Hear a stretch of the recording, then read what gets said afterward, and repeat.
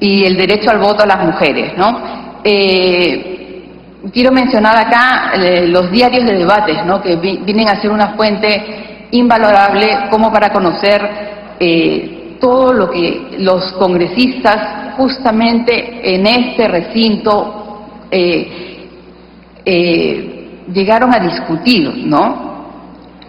En este momento intervinieron el APRA, que estaba propugnando el voto a la mujer trabajadora, la Unión Revolucionaria, que era el partido de gobierno, que propugnaba el voto irrestricto, los socialistas, los independientes y los descentralistas. Pero aquí lo que quiero puntualizar es que quizás los únicos que tuvieron un voto de consigna por la mujer trabajadora fueron el partido aprista.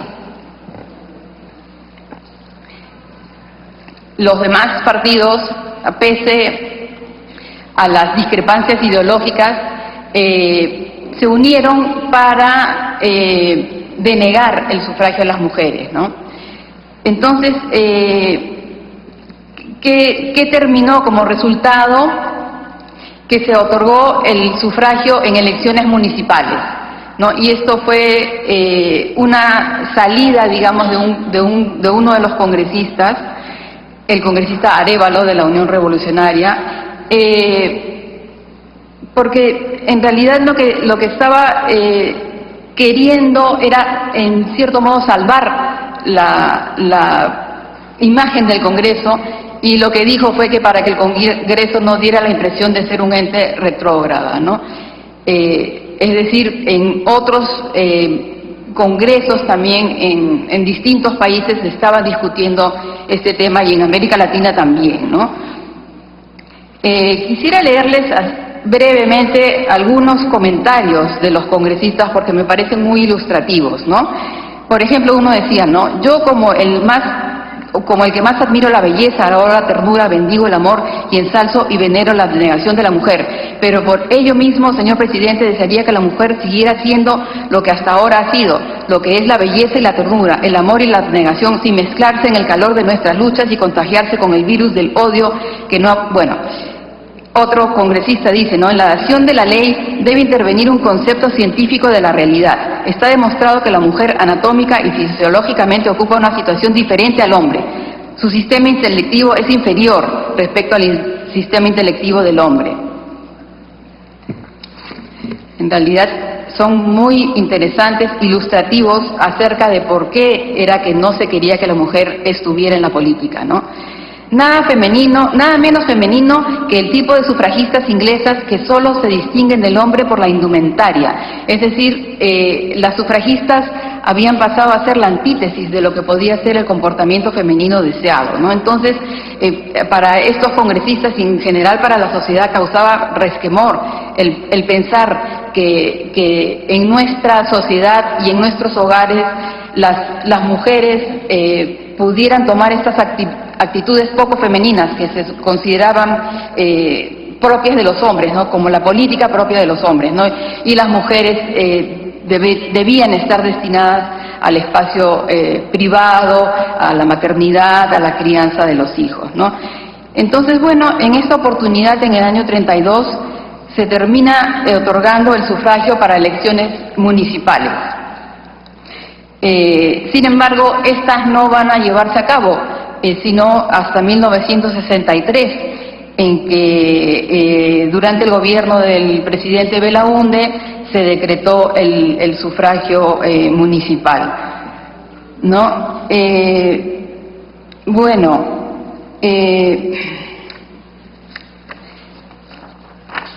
Sin embargo, entre el año 33 y el año 56 hubo una serie de iniciativas desde el Parlamento para otorgar el sufragio a las mujeres. Por ejemplo, tenemos las mociones de los congresistas Castañola y Encinas, ¿no? Entre el 41 y el 48, y las de los congresistas Pastor y Osores. Sin embargo, esta fue una coyuntura bastante poco favorable para esta discusión, puesto que hubo bastante ruido político, ¿no? Es decir, entre el APRA, durante el gobierno de Prado y después en el gobierno de José Luis Bustamante y Rivero, ¿no? Entonces, estas iniciativas realmente no llegaron a tomar cuerpo, ¿no? Sin embargo, también desde el Congreso, ya que estamos acá en este recinto, ¿no? Hubo también algunas leyes y decretos para, digamos, promover la participación de las mujeres en cierto modo en la política, ¿no? Por ejemplo, en las juntas municipales, nombramiento de concejalas, y es así como María Jesús Alvarado va a ocupar un puesto de concejala en la Municipalidad de Lima, ¿no? También hubo la iniciativa de eliminar las trabas contra continuar estudios universitarios. Como sabemos, en 1908 las mujeres fueron autorizadas por ley para entrar a las universidades, pero todo hace pensar que todavía las mujeres no eran bienvenidas en los claustros universitarios, ¿no? Entonces, esta ley lo que proponía era, pues, facilitarles la educación, ¿no? Y también hubo algún decreto para incorporar a las mujeres en los servicios administrativos y diplomáticos, ¿no? Consulares, municipales, pero solamente las que tuvieran el rango, es decir, lo que las limitaba era que no tenían el estatus de ciudadanas, ¿no? Entonces, por ejemplo, no podían acceder a un cargo como embajadoras, ¿no? Entonces, bueno, ya va a ser durante el gobierno del general Odría, y esta es una gran paradoja que se presenta acá, ¿no? Que durante un régimen de corte dictatorial se va a terminar otorgando la ciudadanía a las mujeres, ¿no? Y quiero leerles una parte breve de su discurso, ¿no? Porque digamos que está siendo una medida altamente democratizadora de la sociedad, termina dándose en un gobierno que lo que pretende con esta medida es limpiar el rostro que ha dejado, pues, este golpe de Estado, ¿no? Entonces, lo que él dice, el presidente Odría en este momento, es: ha llegado la hora de que esta reforma de nuestra legislación, ya lograda en muchos países democráticos de América, se implante también en el Perú, que siempre se ha distinguido por ir a la vanguardia en todo lo que ha significado una noble y elevada conquista social y política, ¿no? Entonces, bueno, reitero acá, ¿no?, que está proponiendo al Perú como un país democrático, cuando en realidad sabemos que esto distó mucho de ser, ¿no? Bueno, entonces en el año 1955 se dictaminó esta ley, la 12396, en la cual las mujeres obtuvieron el estatus de ciudadanas y la facultad para votar y también para ser elegidas, ¿no? En este proyecto, más que nada, ya se discutió la forma en la que debían ser incluidas, pero no el fondo, porque en este momento ya esto pasaba a ser una anécdota política en el escenario mundial, ¿no? Cuando una serie de países, inclusive en América Latina, ya estábamos un poco a la saga, ¿no? Entonces, bueno, lo que he querido brevemente presentar acá es la trayectoria que hubo desde los años bueno, inicios del siglo XX hasta lo que nos convoca hoy día, ¿no? Que es el comenzar los 63 años de esta participación de las mujeres en la vida política del país. Sí, en realidad esto es una primera plataforma sobre la cual se han ido construyendo otros derechos, ¿no? Hasta llegar a la actualidad en la que, bueno, ya se discuten temas como la paridad y la alternancia, que está en plena discusión. Bueno, ya se aceptó la cuestión de las cuotas, pero es interesante conocer cuáles fueron los inicios de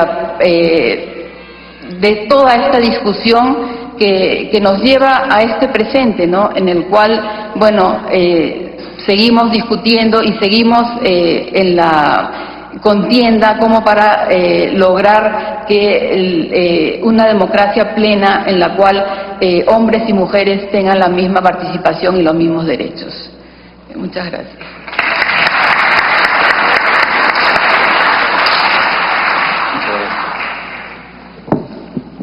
Gracias también a la participación de la historiadora Karen Paulsen González en esta oportunidad en el ciclo de conferencias El Congreso de la República en la historia rumbo al Bicentenario con motivo de conmemoración del 197 aniversario del Congreso de la República.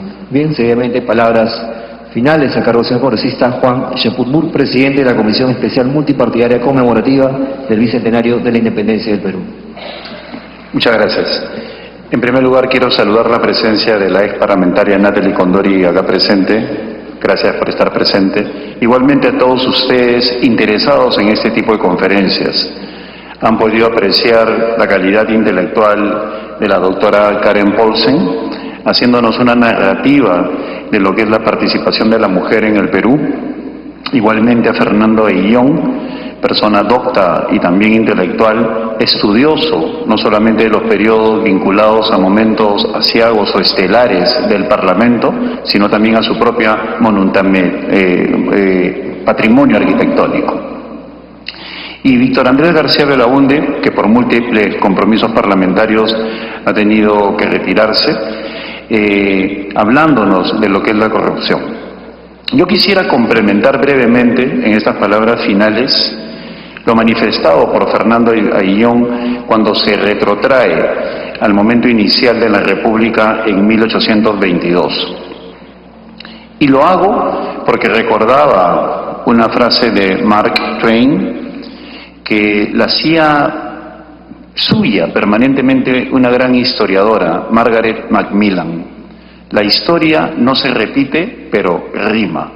Es decir, permanentemente la historia se manifiesta con diversos actores de manera muy similar que nos hacen ver la importancia de estudiar historia, de leerla. Yo soy ingeniero y matemático, Víctor Andrés es abogado, no somos historiadores, pero somos consumidores de historia. Nos encanta leer historia y aún más estamos pensando en ser más sistemáticos, estudiar historia. El 20 de septiembre de 1822 se instala el Congreso Constituyente, como bien lo señaló Fernando Aguillón. Lo presidía Francisco Javier de Luna Pizarro. Y tan solo unos meses después, en febrero de 1823, Santa Cruz da el primer golpe de Estado. Entonces, en ese primer Congreso Constituyente empieza una suerte de pugna por ver si se le hacía caso o no al señor Santa Cruz. Santa Cruz quería imponer a don José de la Riva Agüero como presidente del Perú. Un gran operador político, el médico Hipólito Unanue, formula una moción conciliadora para que de esa manera de la Riva Agüero se constituya en el primer presidente del país y lo hacen presidente.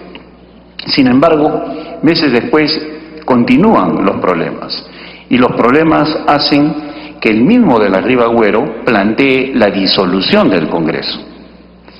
Al querer plantear la disolución del Congreso, porque estaban en un enfrentamiento permanente, por diversas razones, siendo ya presidente, que no vale la pena detallar en ese instante, sino ver los paralelos de la historia, surge la figura como consecuencia de la presencia venezolana en el país y de la presión que se hacía sobre el Congreso, la figura del Marqués de Torre Tagle. Entonces, el señor José de la Riva Agüero es el primer presidente destituido, y luego de ser destituido intenta disolver el Congreso, y no puede, y más bien el Congreso lo cataloga de reo de alta traición. Asume el Marqués de Torre Tagle y luego se sigue desenvolviendo la historia del Perú. Han pasado 197 años en nuestra historia republicana y seguimos con distintos matices enfrentados a casi los mismos problemas.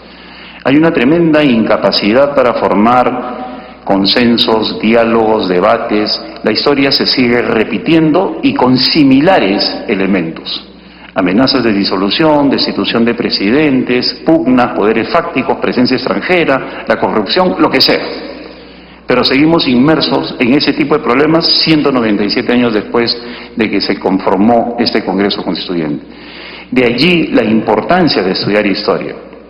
Sir Winston Churchill decía, cuando la gente lo admiraba por ser tan preventivo, tan proactivo, una persona con una mentalidad prospectiva brillante, siempre mirando hacia adelante. ¿Cómo usted puede ver tan lejos?, le preguntaban a Winston Churchill. Y él decía, porque permanentemente miro hacia atrás, leo historia. Entonces, la importancia de la historia se manifiesta en los hechos comparativos que estamos viviendo en estos momentos y en otros pasajes de la historia del Perú. De allí que conferencias como esta nos permitan, a partir de las brillantes palabras de las personas que acá han intervenido, tanto de Fernando Ayllón como de Karen Paulsen, como de Víctor Andrés García Belaunde, comprometernos con ese estudio y visión de la historia para que de esa manera aprendamos de lo ocurrido y podamos juntos poder construir un país mejor.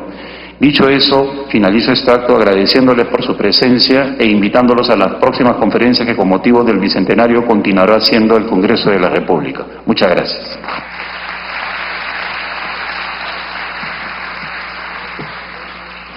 Bien, de esa manera finaliza la conferencia del Congreso de la República en la historia rumbo al Bicentenario.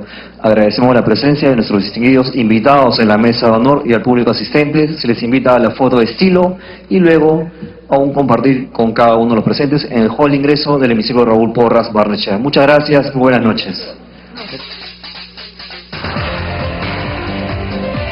Qué lujo realmente poder escuchar y participar de un evento tan interesante, el Congreso en la historia rumbo al Bicentenario. Se ha hecho a través de la historia un recorrido desde el nacimiento del Parlamento, del Congreso de la República, hasta esos días y cómo los mismos elementos se contraponen hace 197 años y en la actualidad. Lo mencionaba hace un momento el congresista Juan Cheput. Realmente muy interesante este recorrido por la historia y por supuesto dentro del marco de celebraciones por el 197º aniversario del Congreso de la República. Son las 5 de la tarde con 48 minutos. Es tiempo de una pausa promocional, amigos. No se muevan.